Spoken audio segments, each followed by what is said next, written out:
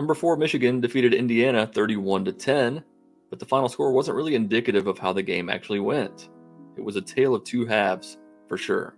The Wolverines were once again without Eric All, Cade McNamara, and Nikhai Hill-Green, and also Roman Wilson was out for this game. Coming into the game, one of the biggest concerns has been the play calling. Michigan got the ball first, so they had a chance to address those concerns right away. And the opening drive was a thing of beauty. First play of the game was a play-action pass, followed by 2 more passes, and then, dear God, what a catch by Ronnie Bell on 2nd and 6. And then Blake Corum did what Blake Corum does. He ripped off a 50-yard run that looked like he was going to get bottled up at first, but then he made a couple sick moves and took the ball down to the 1-yard line and punched it in on the next play. On Indiana's first possession, Michigan showed that the pass rush is going to be a force in this game. Michael Barrett sacked Bazelak and forced a punt. Michigan's second drive was cut short on a run to the outside that lost 5 yards. Michigan would have a lot of trouble running to the edge in this game. Indiana tied the game on a 10-play drive that had Michigan's defense reeling a little bit. Indiana's pace was super fast, and some Michigan defenders looked to be out of place. After that Indiana touchdown, there was a scary moment where Mike Hart collapsed on the sideline. After the game, Coach Harbaugh said, "Mike Hart had a medical emergency during the game, and he's in stable condition. He's going to stay overnight in Bloomington for continued observation. Mike is a strong guy, and abundant prayers go his way." It really puts things in perspective. J.J. McCarthy looked really good on the next Michigan drive, making smart decisions. Schoonmaker was making plays. And then Michigan got inside the 30 and got conservative, running the ball on 1st down and 2nd down, and they ended up kicking a field goal that put them up 10-7. The next Indiana drive consisted of one of the worst penalties I've seen in a long time. Jalen Harrell made a great play, sacked the Indiana quarterback, and then wiped his nose and got penalized 15 yards for that. Jim Harbaugh on Jalen Harrell's unsportsmanlike conduct penalty. "I guess you can't do anything." That was the explanation I got.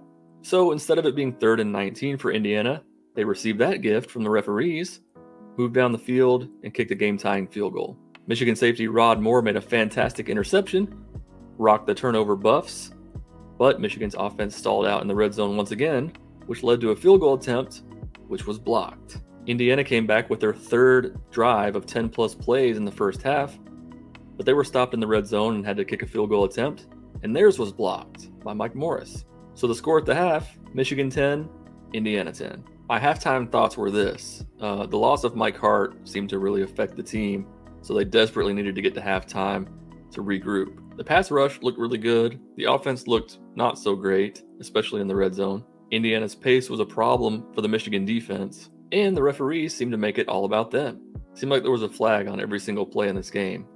And also, Trente Jones went down with an injury, which is looking to be a high ankle sprain, so he's probably going to miss a few weeks. And now the second half, which if you're a Michigan fan, you have a lot to be happy about. The Hoosiers had 6 possessions in the second half, and they went as follows. Punt, punt, punt, punt, punt.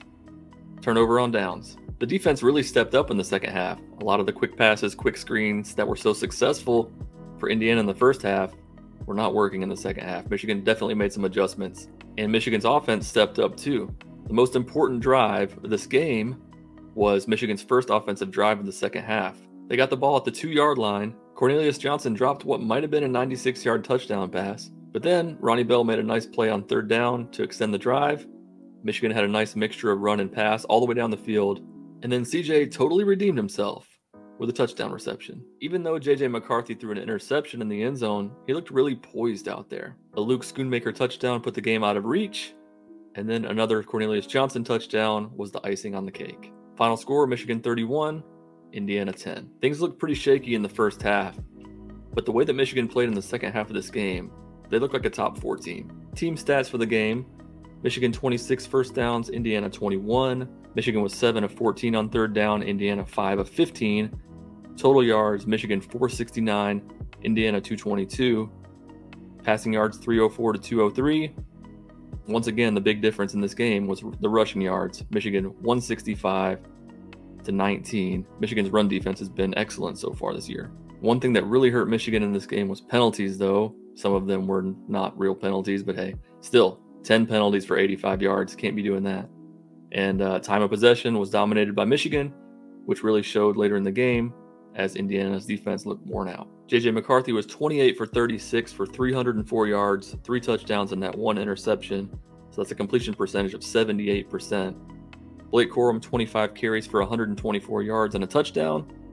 McCarthy added 26 yards rushing. And then receiving, with Roman Wilson out, Ronnie Bell led the way, 11 receptions, 121 yards. Schoonmaker had a nice game, 9 catches for 67 yards, and Cornelius Johnson had 2 touchdowns. Also, Andrell Anthony got involved a little bit with a couple nice clutch catches in the second half. The defense racked up 7 sacks from Michael Barrett, Junior Colson, Iabioki, Jalen Harrell, Braden McGregor, Mike Morris, and Derek Moore. We knew that Indiana was going to throw the ball a lot, and Bazelak threw it 49 times for 203 yards. So that's only 4.1 yards per completion. That's what they were trying to do to Michigan in this game, was just quick throw, quick throw, quick throw all the way down the field. Their leading rusher was Jalen Lucas. I told you that dude was going to make some plays.